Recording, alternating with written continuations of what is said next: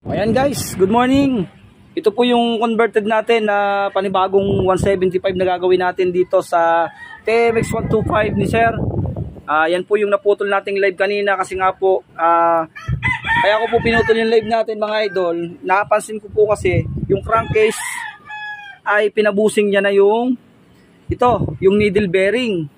Ngayon mga idol, bagong baba to, tapos ang ginawa po, hindi pinalta ng shafting, may tama, ayan. Tapos pinabusingan, luwag na. Bali hindi tumagal, kaya i-upgrade na natin yung crankcase. Bali guys, ang ginamit ko ay pang Euro, Rusi, pare-parehas yan. Ang kagandahan, meron ito. Kita nyo, meron siyang bearing. Dito sa drum shift, yan po, may bearing. Di po kagaya ng Salpa, wala. Kaya upgrade na natin, tapos gagawin natin 175. Yung crankshaft natin ginamit dito ay pang Rusi Chariot or Rusi Skygo 175. Same sila mga idol. Okay, yan po, lalagay na natin. Tapos, upgrade din natin nga pala mga idol ang kanyang transmission. Ang gagamitin natin sa transmission mga idol ay pang Rusi Macho 175. Yan. Ito na. Malalaki po ang transmission ni Rusi 175 at steel bushing na siya mga idol. Ayan o. Malalaki po ang tresera. Pagdating sa primera, maganda sa mga kargahan. Tapos upgrade pa siya sa 175. Yan yung mga gagamitin natin mga idol. Yung block assembly, yung carburetor, yung timing gear, tapos yun, cylinder head. Yan. Tapos yung push rod na 175 at andyan lahat yung mga gasket lahat at kompleto siya. Yan mga idol, yan yung mga gagamitin. Yan po steel bushing na si Macho yan steel bushing na. Kaya maganda mga idol. Tingnan muna natin yung mga washer kung kompleto. Kasi po baka mamaya kulang. Magkalas ulit tayo. Okay naman, kompleto naman mga idol. Ayan. Okay, kompleto siya. Tapos ang kagandahan pa sa transmission niya mga idol, may abang siya sa 6 speed. Ayan meron siyang kanal dito. May abang siya sa 6 speed. Pwede siyang gawing 6 speed ito. Ay pwedeng gamitin yung shafting niya. Yan. Abang na. Kaya meron siyang kanal na ganun yun Okay, kaganda. Yan. Rusi Macho po. Ang gagamitin nating transmission mga idol. Tapos ito pa yung kanyang counter shaft. Ang lalaki talaga ng gear ng Rusi Macho. Mga idol. Talagang nasa gumagamit na to kapag sinira mo pa. Kasi yung kanya po ay talagang may tama din. Yung kay Sir.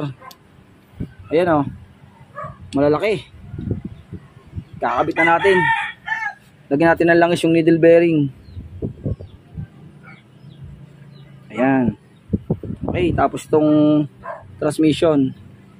Lagyan natin ng langis para swabe.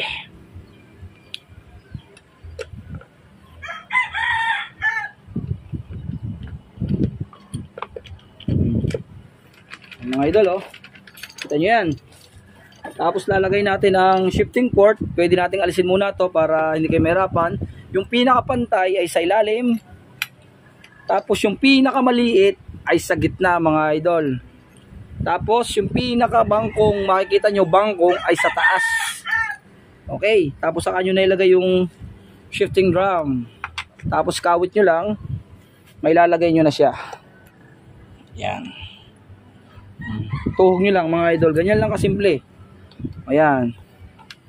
Tapos nagporting tayo nung crankcase. Syempre poport natin yon. Di maaaring hindi kasi hindi papasok yung block kapag hindi tayo nagport.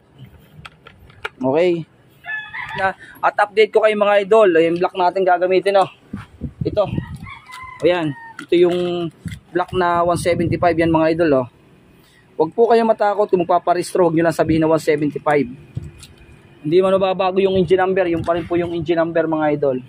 Tapos bago din yung ating cylinder head. Sige mga idol, update ko kayo pag nabuo ko na. At yan, kakabit nyo na lang naman, plug and play. Ganun lang, tapos yun na. Update ko kayo mamaya pag mandar. Tapos na po, bali yan na po yung block assembly ng Rusi Chariot, tapos head assembly. O yan na, mga bago po yan. 175cc na mga idol. Huwag kayong mag-alala, yan po yung engine number, hindi man nababago. Tapos Rusi Chariot na po, Rusi Macho 175 na ang transmission ito. Yan, malalaki na ang bilang. Yan na. Ganyan po, palit din po ng stud bolt para tumaas. Tapos itong itaas nga pala mga bossing, magsasandar tayo dito ng konti para po pag nag-tune up dito ay madaling buksan. Kasi pag hindi tayo nagsandar nito, mahirap pong tune upin mga idol. Mahirap pong mag-tune up. Kaya yan mga idol, update ulit, paandarin natin. Yung project natin sa TMX 125 Alpha na ginawa nating 175 na naman mga idol Ayan. Napakarami na nating nagawang ganyan. Okay na, napakalinis na. Wala po tayong pangkapit na ginamit, lahat po ng gasket ay genuine. Malakas nga lang bumaldag talaga. At napakaganit mga idol. Yan po, under na mga idol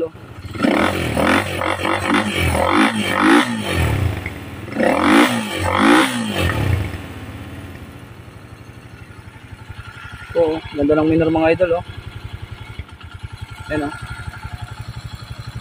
Yumi ng under diba? Astig. Okay mga idol, at yan lang.